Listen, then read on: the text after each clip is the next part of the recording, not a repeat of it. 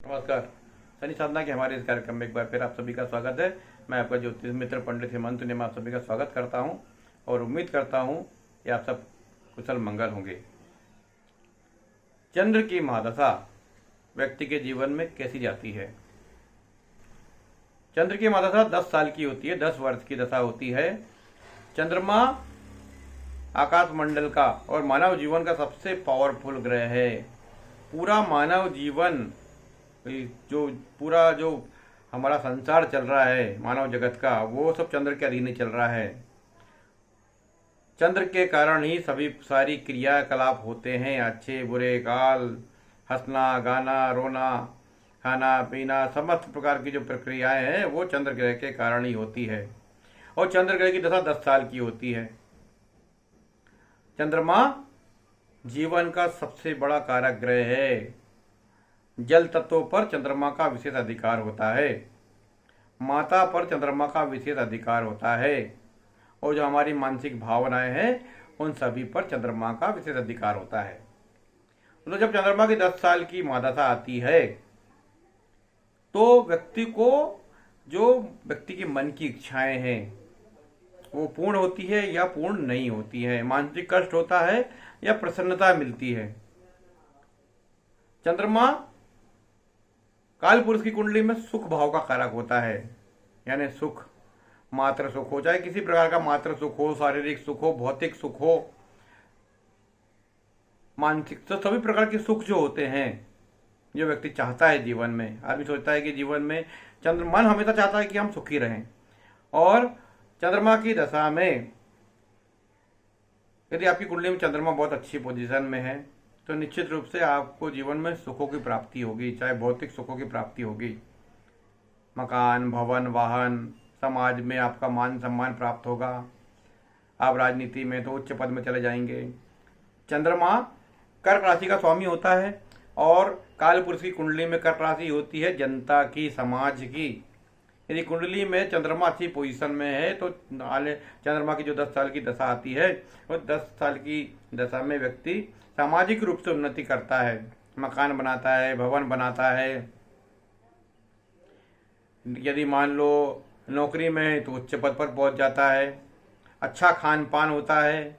और इस दशा में व्यक्ति की माता का विशेष रूप से माता का स्वास्थ्य अच्छा रहता है, माता को मान सम्मान मिलता है, माता से व्यक्ति के संबंध अच्छे होते हैं या खराब होते हैं, माता का स्वास्थ्य या तो अच्छा होगा या खराब हो जाएगा। तो ये सभी चीजें चंद्र की दशा में होती हैं।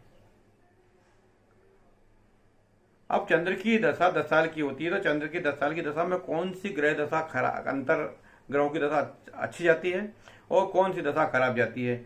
देखिए, चंद्रमा के जो मित्र वर्ग हैं वो है गुरु, मंगल और सूर्य। बुध से सामान्य संबंध है, तो जब चंद्रमा में गुरु का अंतर आएगा, मंगल का अंतर आएगा, सूर्य का अंतर आएगा और बुध का अंतर आएगा तो ये अच्छे जाएंगे, बहुत बढ़िया रिजल्ट देंगे। लेकिन यदि मान लो चंद्रमा में केतु का अंतर आएगा तो निश्चित रूप से खराब जाएगा। चंद्रमा में राहु का अंतर आएगा तो निश्चित रूप से खराब जाएगा। चंद्रमा में शनि का अंतर आएगा तो निश्चित रूप से खराब जाएगा। और चंद्र में शुक्र का अंतर जाएगा तो वो भी व्यक्ति को थोड़ा कष्ट देता है। चंद्र और शुक्र की वैसे ऐसी अनबन नहीं है, लेकिन जहां चंद्रमा माता है तो शुक्र क्या है? पत्नी है। यदि मान लो किसी पुरुष के जीवन में चंद्र की दशा आई है और वो विवाहित व्यक्ति है और चंद्र में शुक्र का अंतर आया है और कुंडली में चंद्र शुक्र एक दूसरे के अपोजिट हैं, तो निश्चित रूप से उस व्यक्ति को चंद्र में शुक्र के अवधि में अपनी पत्नी और माता के झगड़ों के कारण सैंडविच बनना पड़ेगा। ये चंद्र में शुक्र के अंतर का मैंने बताया। चंद्र में केतु में माता का वियोग झेलना पड़ सकता है। चंद्र में केतु में व्यक्ति को विदेश जाना पड़ सकता है। चंद्र में शनि का जब अंतर आता है तो व्यक्ति जिससे बहुत लगाव रहता है व्यक्ति का, उससे उसका अलगाव हो जाता है, उससे उसको चोट लगती है। इस समय क्या होता है, चंद्र और केतु, चंद्र में शनि के अंतर मैंने अक्सर देखा है, या तो किसी की माता का निधन हो जाता है, या व्यक्ति बहुत बीमार होता है, या व्यक्ति को कोई बड़ा नुकसान हो सकता है। चंद्र में केतु में पुत्र वियोग, पुत्र के कारण तकलीफ होती है क्योंकि केतु पुत्र है।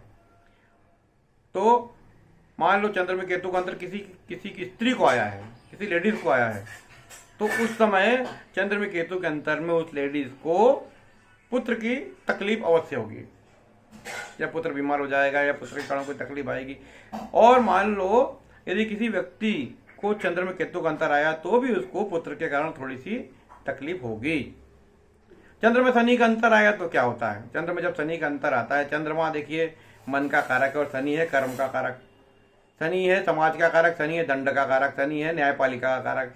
तो ऐसे समय में व्यक्ति को न्यायपालिका का सामना करना पड़ सकता है, कोर्ट कचहरी का सामना करना पड़ सकता है, कोर्ट कचहरी के प्रॉपर्टी के झगड़ों के कारण व्यक्ति को तकलीफ होती है, पुलिस और हॉस्पिटल के कारण भी व्यक्ति को दिक्कतों का सामना करना पड़ता है चंद्र में शनि के अंतर में। तो ये जो मैंने बताया कि चंद्रमा की दशा 10 वर्ष की होती है, और चंद्र में केतु, चंद्र में शनि, चंद्र में शुक्र और चंद्र में राहु। चंद्र में राहु के अंतर में क्या होता है? चंद्र में राहु के अंतर में व्यक्ति को मानसिक रूप से भटकाव का सामना करना पड़ता है, वैचारिक रूप से बहुत आदमी अशांत हो जाता है। यदि कुंडली में चंद्रमा कमजोर है और चंद्र की दशा में राहु का अंतर आ गया, तो चंद्र में राहु के अंतर में व्यक्ति को भटकाव, यानी कभी इधर भाग रहा है, कभी उधर भाग रहा है, कभी इस चक्कर में, कभी उस चक्कर में, कभी किसी षड्यंत्र में फंस गया, क्या किसी साइबर ठगी हो गई, तो व्यक्ति को मानसिक रूप से बहुत परेशान हो जाता है। पता चला माँ बीमार हो गई, या पता चला घर में कोई बीमार है, या कोई आपके ऊपर कोई कर्ज, जिसके कारण बहुत परेशानी हो गई। ये सब चीजें चंद्र में राहु के अंदर में हो जाती हैं। तो ध्यान रखिए, चंद्र में 10 साल की जो दशा रहती है, पूरी चंद्र की 10 साल की जो महादशा होती है, उसमें चंद्र में गुरु, चंद्र में मंगल, चंद्र में सूर्य और चंद्र में बुध, ये अच्छे जाएंगे आपके। चंद्र में केतु, चंद्र में राहु, चंद्र में शनि, ये निश्चित रूप से आपको तकलीफ देंगे। अब तकलीफ की मात्रा कुंडली में ग्रहों के बलाबल के अनुसार कम और ज्यादा हो सकते हैं। चंद्र में शुक्र नॉर्मल जाता है, जितना ज्यादा तकलीफ नहीं देता है, लेकिन चंद्र में केतु, चंद्र में शनि और चंद्र में राहु, ये निश्चित रूप से बड़ी तकलीफ देते हैं। क्या करना चाहिए चंद्र की महादशा में, क्या उपाय करना चाहिए? देखिए, चंद्रमा को दक्ष प्रजापति ने श्राप दिया था। और क्यों श्राप दिया था? क्योंकि दक्ष प्रजापति की जो 27 पुत्रियां थी, उसमें से चंद्रमा केवल एक रोहिणी को ही विशेष प्रेम करते थे, बाकी 26 उनकी जो पत्नियां थी उनकी तरफ उनका ध्यान नहीं था। इसका मतलब ये होता है, इसका तात्विक विवेचन ये रहता है कि व्यक्ति लगातार यदि किसी आदत का गुलाम हो जाता है तो उस आदत के कारण उसको तकलीफ भी होती है, बीमारी भी हो सकती है, और उसके कारण उसको तकलीफ भोगना पड़ती है। तो दक्ष प्रजापति का श्राप हुआ कि चंद्रमा 6 को प्राप्त हो, यानी डाउन, मतलब गलने लग जाए। उसको 6 रोग हो गए चंद्रमा को। चंद्रमा गए सोमनाथ, जहाँ भगवान, गुजरात में सोमनाथ है, प्रभास क्षेत्र बोलते हैं उसे, वहां पर उन्होंने भगवान शिव की तपस्या करी और भगवान शिव वहां प्रकट हुए और उन्होंने चंद्रमा को आशीर्वाद दिया कि मेरी कृपा से आप बढ़ोगे। तो 15 दिन का जो कृष्ण पक्ष होता है वो रहता है दक्ष प्रजापति का श्राप, और जो 15 दिन का जो शुक्ल पक्ष रहता है वो भगवान शिव का आशीर्वाद। तो चंद्रमा की दशा में आपको भयानक परेशानी है तो 2 चीज कीजिए। एक तो भगवान गणेश का ध्यान कीजिए, क्योंकि भगवान गणेश प्रथम पूज्य हैं और भगवान गणेश ने ही चंद्रमा को श्राप दिया था, इसलिए लोग चतुर्थी व्रत भी करते हैं। तो आप को चंद्र की दशा चल रही है तो गणेश पूजन नियमित रूप से करना शुरू कर दीजिए। दूसरा, भगवान शिव का निरंतर, भगवान शिव के अलावा चंद्र की तकलीफ कोई दूर नहीं कर सकता, भगवान शिव के अलावा आपके मन की तकलीफ कोई दूर नहीं कर सकता। इसलिए चंद्र की महादशा में नित्य प्रतिदिन भगवान गणेश का प्रथम पूजन, उसके बाद शिव पूजन, ये 2 पूजन करिए आप। इससे निश्चित रूप से आपको सफलता प्राप्त होगी, मानसिक शांति प्राप्त होगी। शिव समान दाता नहीं, विपद निवारण हार, और लज्जा सबकी राखियो प्रभु नंदी के असवार। ये ध्यान रखिए, भगवान भोलेनाथ सब सारी मानसिक विपत्तियों को, मानसिक तकलीफों को दूर कर सकते हैं। शिव समान दाता नहीं, विपद निवारण हार। और भावी मेट सके त्रिपुरारी, यानी त्रिपुरारी मतलब भोलेनाथ, भगवान शंकर भावी को भी मिटा सकते हैं। तो एक चीज ध्यान रखिए, भगवान भोलेनाथ आदिदेव हैं, देवों के देव हैं और सबसे जल्दी प्रसन्न होने वाले हैं।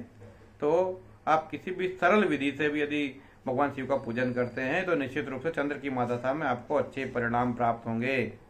गणेश पूजन कीजिए, प्रथम पूज्य भगवान गणेश जो उनके पुत्र हैं उनका ध्यान कीजिए और उसके बाद भगवान भोलेनाथ का अभिषेक कीजिए, पूजन कीजिए, मानसिक स्मरण कीजिए, कुछ भी कीजिए, आपको निश्चित रूप से चंद्र की महादशा में अच्छे परिणाम मिलेंगे।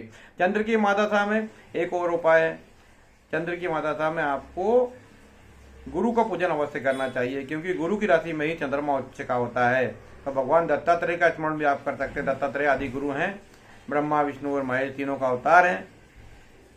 और रत्नों में आप पुखराज धारण कर सकते हैं, लेकिन ये पुखराज रत्न आपकी यदि आपकी कुंभ शनि प्रधान राशि है तो आप पुखराज नहीं पहन सकते।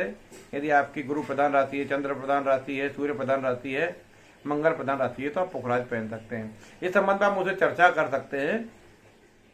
ज्योतिष से जुड़ी कोई भी समस्या हो तो मुझसे आप बात कर सकते हैं। मेरे चैनल को सब्सक्राइब करते रहें और शेयर करते रहें। नमस्कार।